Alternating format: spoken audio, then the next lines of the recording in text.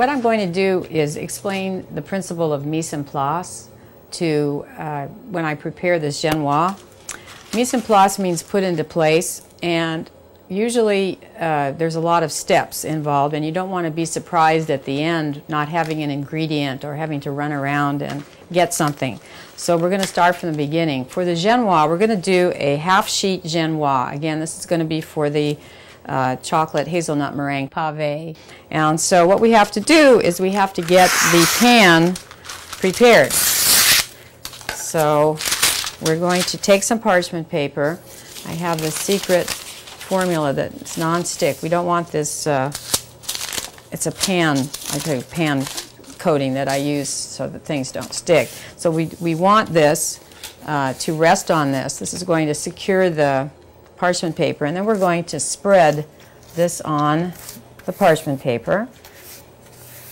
And what we're going to do, because this is going to be a chocolate genoise, we're going to coat this with a mixture of 50% cocoa and 50% all-purpose flour, because we don't want the cake to stick to the pan or to the parchment. Okay, now the coating issue is kind of messy, and so I use parchment paper so I can reclaim the coating, because again we don't want to waste these ingredients. So what I do is I pour some on here and I start shaking the pan like this, and we have this all done, and then I put this on the parchment. We don't want that to fall off. And so now we have our pan coated with that. So I would use this for, I have little fingerprints here. I'll fix that, it's not a problem. I use this, of course. I don't use the cocoa trick with anything but chocolate cakes. So chocolate layered cake, chocolate genoise, anything that's appropriate.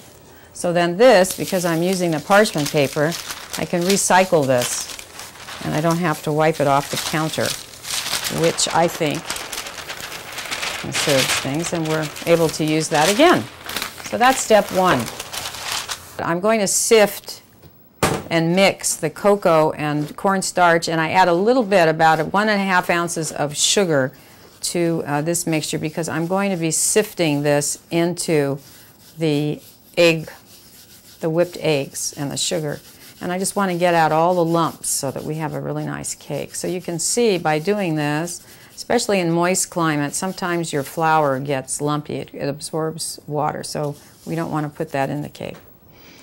Okay, we're going to put it down here. All right, and what we're going to be doing is putting this a little bit at a time into it. I need a smaller bowl so I can get it into the cake.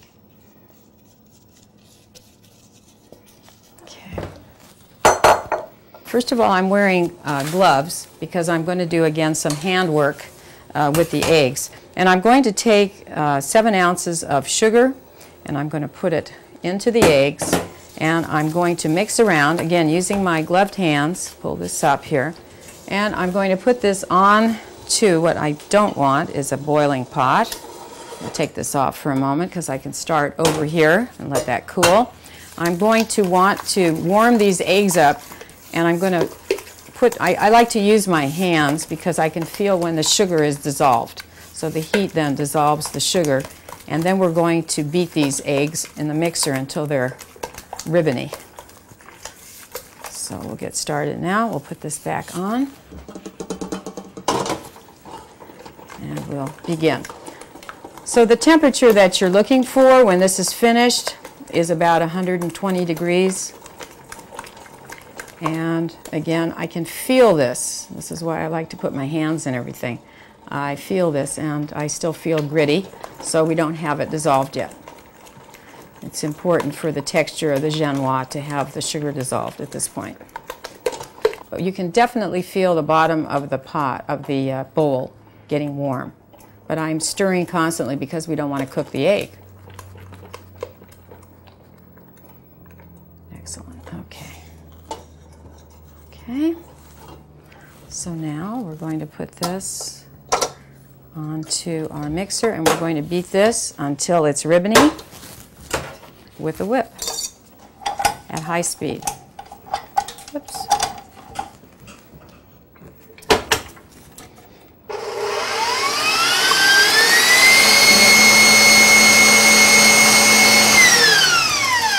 Okay, now that our egg yolks are ribbony, so you can see the ribbons, it doesn't sink right back into there.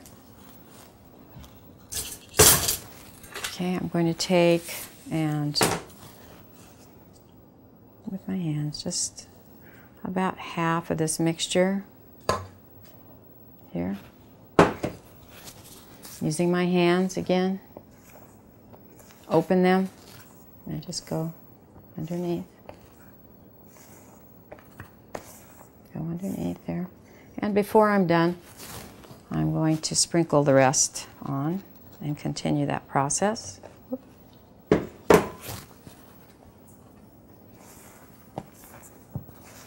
It's looking more chocolatey by the minute. Okay. This is again folding.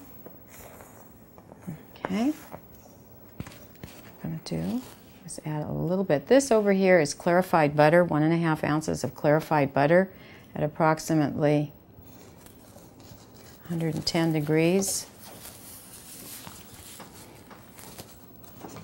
And I'm going to mix this together. And the butter creates a real richness for this cake. Mix it together, lighten this up. Put it in. Now that we have butter in here, I'm going to use this. It's hot.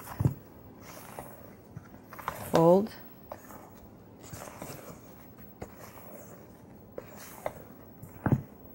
Okay. Now what we don't want to do is destroy all of the air bubbles. So now we're going to pour this. Whoops. Get this in here. I see a little bit of dry down here. We're going to pour this in.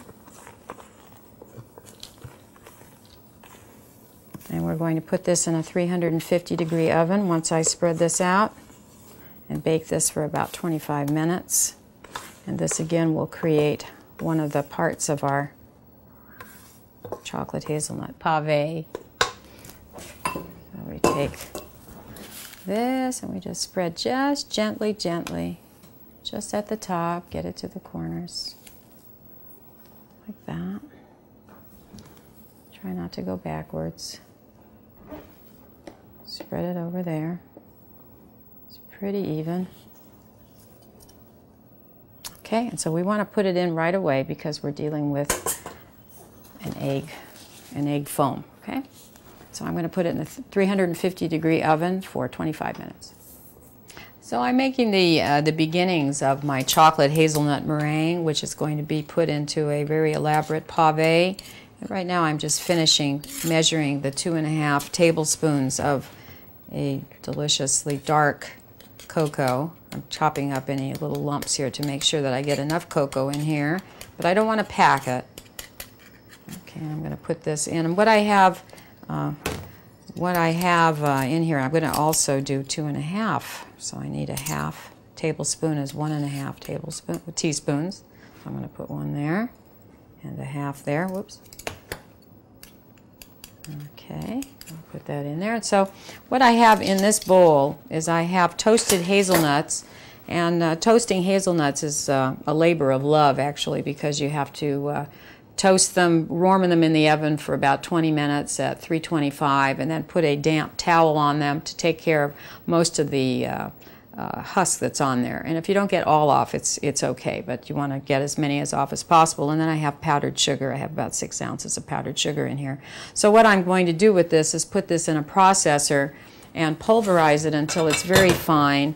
And what I'm going to do is end up with this. So this is my hazelnut and powdered sugar and cocoa mix. But what I need, because this is more than what I need, is I'm going to use my scale here, and in the bakery, in any bakery or in the home kitchen, I do trust the scale best of all. I'm going to tare it or put it on 0 to get rid of any weight on the bowl, and I'm going to weigh out 7 ounces of this master mix, which is again the hazelnuts, toasted, powdered sugar, and cocoa.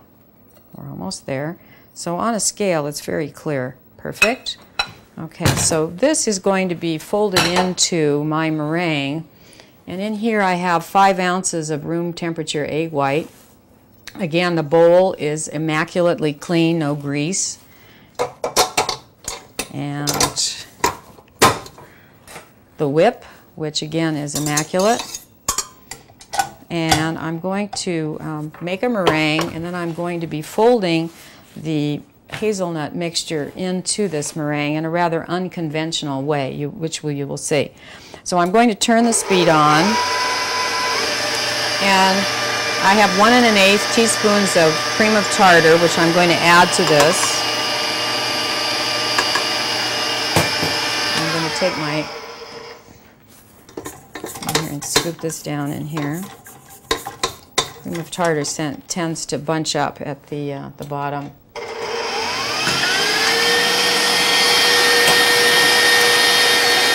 And I'm going to raise this a little bit so that the beater reaches the bottom. And in here I have 6 ounces of superfine sugar, which is really tiny crystals of sugar. And I am going to add a little bit of this when this gets foamy.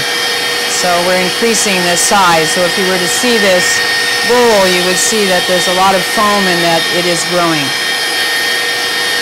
Now while that's beating, I'm going to sketch a design because I'm going to be piping this out onto this sheet pan. And I'm going to sketch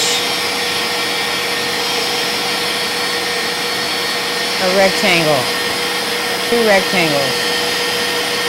And this is approximately, and if you make a mistake, you can always go over it when you're piping. Okay, now the meringue is starting to be stiff. And I'm going to add approximately 1 tablespoon of sugar, and I'm going to beat this until it's really stiff, and then I'm going to add the rest of the sugar. This is a lot of sugar, so we're going to make a real stiff meringue. So I'm adding the sugar slowly and creating a really stiff meringue.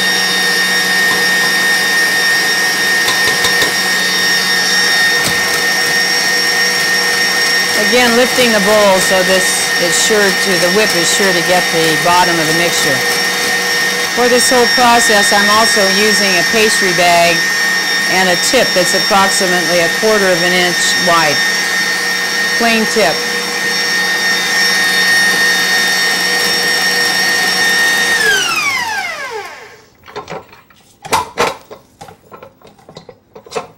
Look at how nice and stiff that is. Beautiful. Okay? So to that, we're going to very quickly fold in our hazelnut cocoa powdered sugar mixture. And we want to do that quickly because the fat in the cocoa is going to deflate this meringue. So I'm going to sprinkle this on.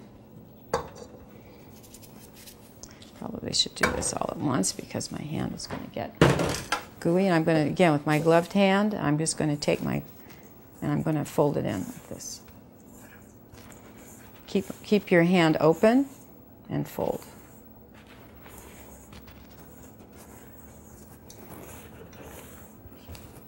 So fold means that I go from the bottom to the top.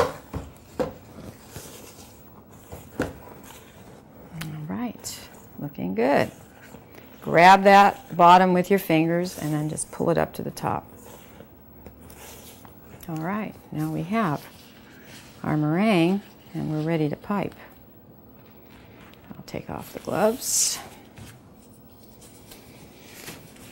Okay, and now comes the fun piping part. When you load a pastry bag, in this case you want to press the end in so that any of the mixture doesn't go through. And then you pull this down with your spatula or your bowl scraper. You want to get in as much as you can that you can handle. I have small hands, so I'm not going to put in all yet. Right. Squeeze it over here. And then with an even motion, and again the angle is about a 90-degree angle, I'm a little bit above the surface, I'm going to squeeze this around. And I'm going to fill this in with an even motion. If it doesn't turn out perfectly, it's fine. You can use a spatula to fill it in. So what we're going to do with this is we're going to bake this on 200 degrees in the oven, and you can, if you use more than one pan, which is okay, you can put both pans in at the same time, even if your oven is a conventional oven, which means that it's you know, you're only really supposed to put in one pan because the heat source is on the bottom. Turn this around here. Okay, make it as level as possible. Again, it doesn't have to be perfect. And we'll just continue. We need 2 of them. And what we're going to be doing with this is we're going to be making a pave, which is, as you can see, it's going to be a rectangular dessert, but it's going to be paired with, and now we have to reload, which is fine. We'll get this out, and then we'll do this again. It's a rectangular dessert that's paired with a Genoise, in this case, which is a French sponge cake, which is going to be chocolate, and we're going to make some chocolate French buttercream, which is going to be the filling. And we're going to moisten the cake with a Frangelico simple syrup. And then we're going to ice it and decorate it up with some of this hazelnut meringue. So it's going to be fabulous. So now what we're going to do is burp the bag, so to speak. We're going to squeeze this out so we have this little air in here. We're going to get rid of that, and we're going to just squeeze evenly, moving your body. Just going along here like this. And again, I want to have some extras for the outside, so I don't want to use all of it up here.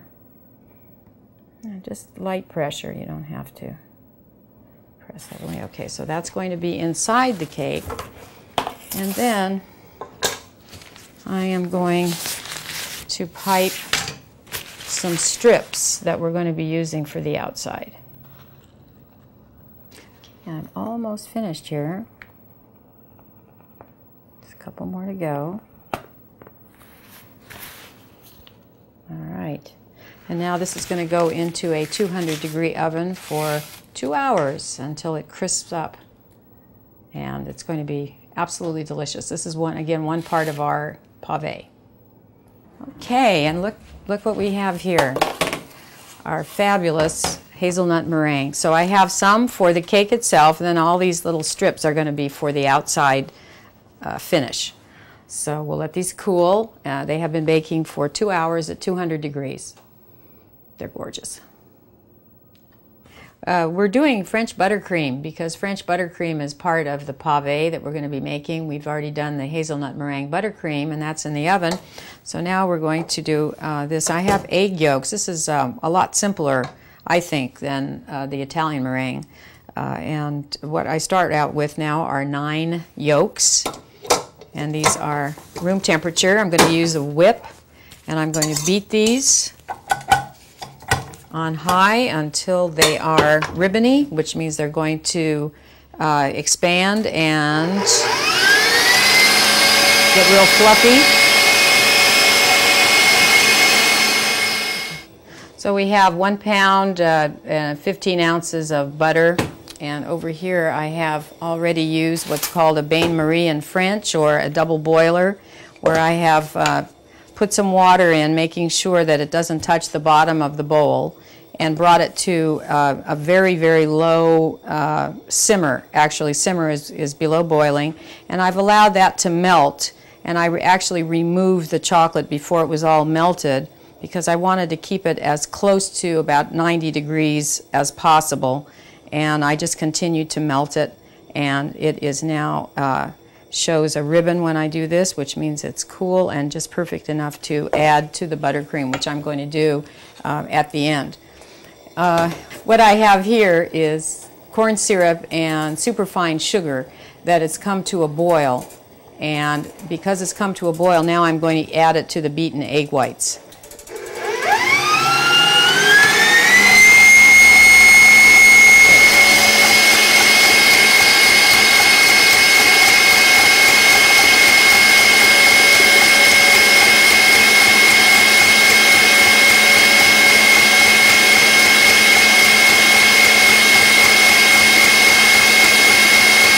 this is going to have to beat again until it's cold.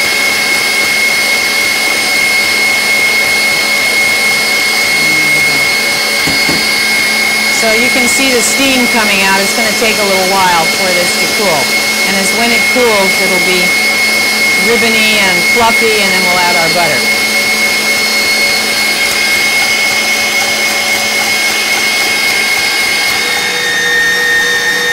When I throw the butter in, I'm trying to miss the whip for obvious reasons. And again, we don't want to miss any of this great butter.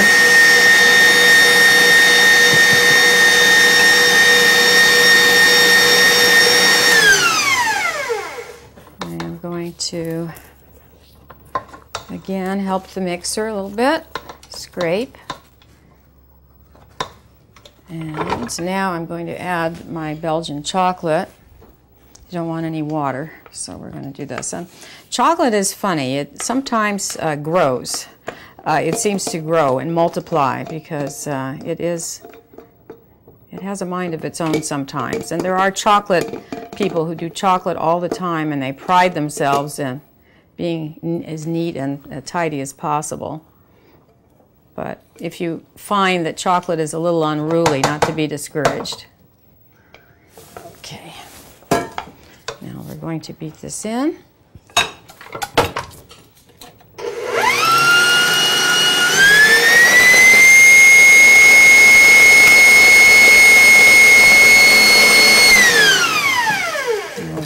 Extra chocolate to clean the bowl here, and just make sure we've allowed that chocolate to be combined thoroughly. Alright,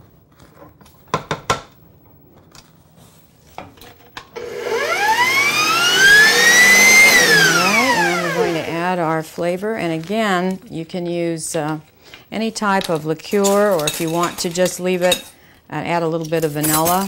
Or you can just leave it plain because this is rich by itself. But when possible, I like to add a little kick with a little complexity of liquor. This is a brandy.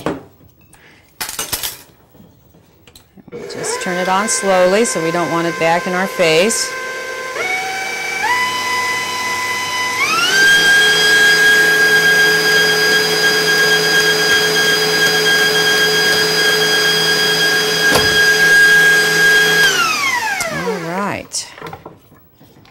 We just have the best buttercream money can buy here. Absolutely delicious. Ready for our pave. Yum. So now what we're doing is putting all the parts of our pave, our special centerpiece almost for our dessert buffet. And what we're doing here is getting our trim ready for the cake, for our pave. So what I have here, again, are the two rectangular thin sheets of meringue, and I want to get this all in one place so I'm not spread out all over here. So we'll take all of this, put this over here. And we can't really, you really need a lot of this, so we're going to be using all of this for our pave, because it's a very special dessert, and it serves, you could serve 30 people depending on the size of the pieces. And again, how we do this is using the guiding hand. Get your knife here. So you don't want to cut things with your finger right there. Just keep your fingers and thumb out of the way. Okay. And when you practice that, we have some people that are really fast at that, but you want to be safe first, fast later. Okay. Now, we're going to unmold a Genoise. And I've refrigerated this, and so I don't want this to stick to the paper, so I'm going to put a little sugar on here because I'm going to unmold this. So I'm going to take my cake knife, and I'm just going to run it here again just to make sure it's like such. And then I have some parchment here because I want to be able to turn it back. So I have my parchment here, and I flip this out. And here we have a gorgeous sponge cake here, so this is perfect. Okay, now we're going to be cutting this into strips. And I have my stencil, and I'm going to do this and use my cake knife again. I want the cake to be perhaps a little bit smaller than the stencil, so I'm just extending the line of the stencil a little bit beyond the line of the cake. I'm going to have a little bit of cake left over, and you could make maybe chocolate trifle or something with this, so you always find a use for this delicious cake. You can make mini desserts out of it. Okay, so this pave is going to have 3 pieces of Genoise with the Frangelico simple syrup. So we're going to start putting this together.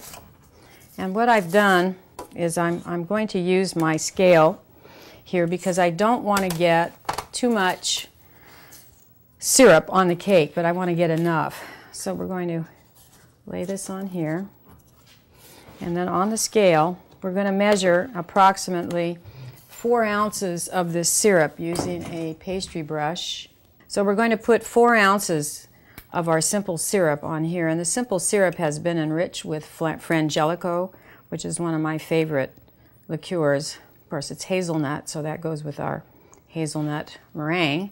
The way you make simple syrup is by putting 1.5 pounds of water with 1 pound of sugar. Sometimes you can use superfine sugar if you wish, and you put it in a saucepan and you heat it on medium heat until the sugar just dissolves. Do not boil it, it's not necessary. Then you let it cool, and then you add 4 tablespoons, or 5 or 6, depending on your pleasure, of liqueur to that. Okay, so what I'm doing when I do this is I have to make sure that all the pieces are equally moistened. So a lot of times the ends are left out, so we want to make sure that they're not. Gives me a little more stability when I hold it this way. So we're at 3.5 ounces. Now we're at 4. And when you pick this up, you can feel a little weight to it. You don't want it to be soggy, but you can feel it. And all this is going to, by the time you serve it, it's going to sink throughout the sponge. Okay, the next step is that we're going to need to get our French buttercream that we've made, and we're going to pipe that on. And so what we're going to be doing is layering our French buttercream and our hazelnut meringue and our cake with this and build this up. Okay, so we're going to pipe this on. And you don't have to pipe this too thickly, but enough to make sure that you have a nice layer between the meringue and the cake. Okay. And we'll put one of our layers on this, settle it in. So this is real crunchy. So you've got a moist, soft cake and a smooth, rich, fudgy frosting, icing, filling, and you've got the crunch of the chocolate hazelnut meringue. So you can't go wrong with this. Okay, then we're going to put a little more French buttercream. So the French buttercream is kind of the, you don't want to call it glue, but it does hold things together. All right, there we go. Put some cake. And what you want to do here is make sure, as you're looking at this, that you're not building the Leaning Tower of Pisa here. We want to have it straight because it makes it look more professional. And then we're going to tear this again, and we're going to put 4 ounces of syrup on this one as well. Okay. A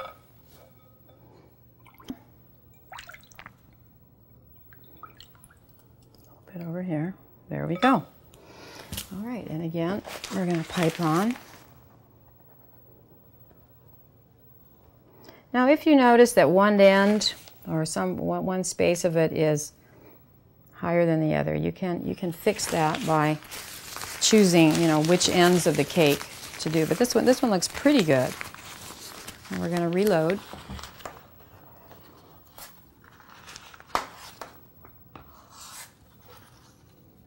Stuff smells divine. Very chocolatey. Again, I use the Belgian chocolate, which is my favorite. Alrighty. Over to the end. We're gonna, whoops. I put this end over here. It's a little bit thicker than the other end. We're gonna balance that out. Good. All right. Again, using your consistency issue, you're doing 90 degrees. I'm kind of squeezing this out with a little bit of pressure. And then we have our last Genoise. And I think we even that out pretty well. You can always, if you're exacting, you can use a ruler to make sure, or you can just eye it, but this looks pretty good. And again, I just want to make sure that it's straight. And now is the time to do it because you're going to refrigerate this and it's going to get impossible really to change. So while it's soft, it's the best time. Okay, I'm going to take it off the scale now. All right. And then I'm going to need my turntable, which I'll get in a minute, and we'll finish this off. Okay, now we're ready to decorate, so I have my trusty turntable here. Put this on over here. Now what we want to do is cover the sides and the top with some more French buttercream. So what we can do is, it's really hard to do that. You can squeeze, whoops.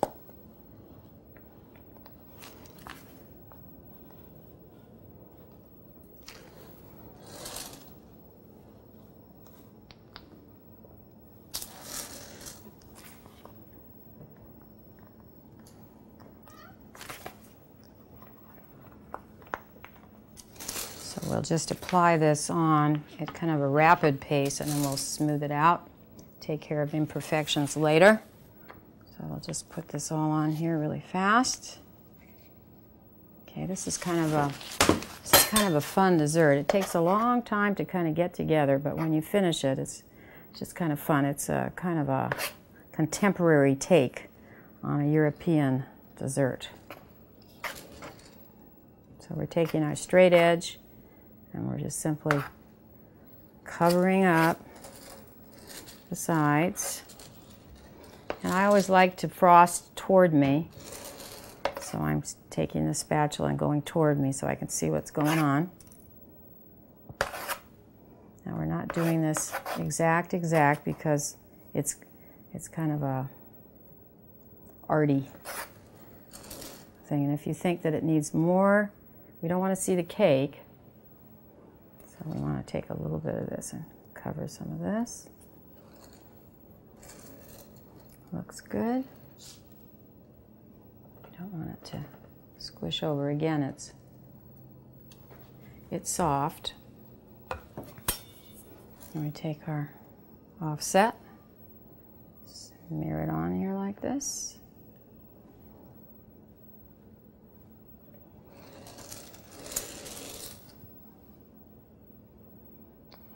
Okay, just want to keep it. Alrighty. So now we're going to decorate it with our hazelnut pieces, and we'll just put them on.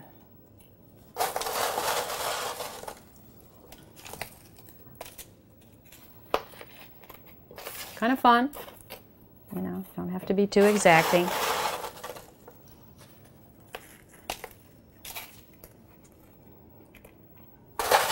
So we have some more crispy on the outside. We have crispy on the inside. Put a few up here. So we don't really want to waste these meringue chips here. So, the ends need a little attention. Okay.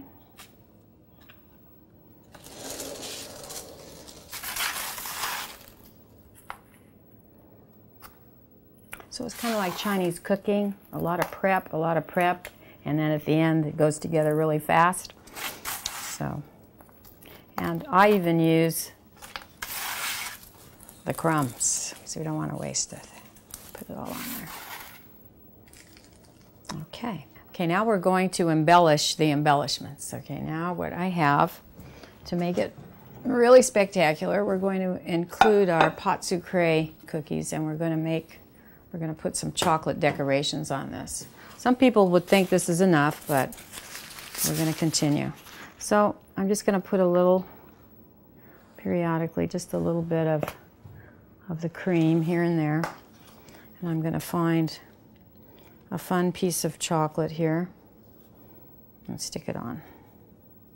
Any which way, because again, this has a contemporary feel to it, so we don't want it to be too geometric. In fact, we don't want it to be geometric at all. So we just kind of, this is where you kind of look at this and you kind of see where you want this. I'm going to put a little lengthwise, and I'm going to stick one on lengthwise. And maybe one over here. Okay, and sometimes I take little chocolate shavings and I kind of put it here. Over here now. We'll take a little cocoa.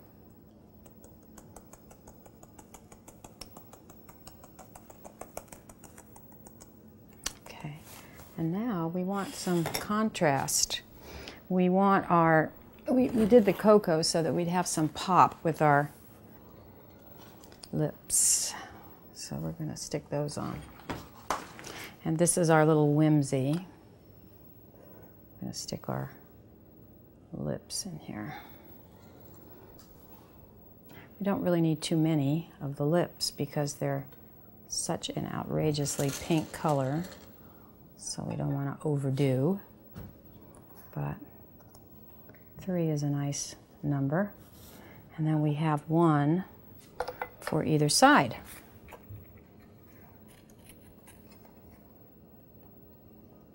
And they can go crooked or they can go straight. So we have our outrageous chocolate hazelnut meringue pave, an absolutely wonderful centerpiece.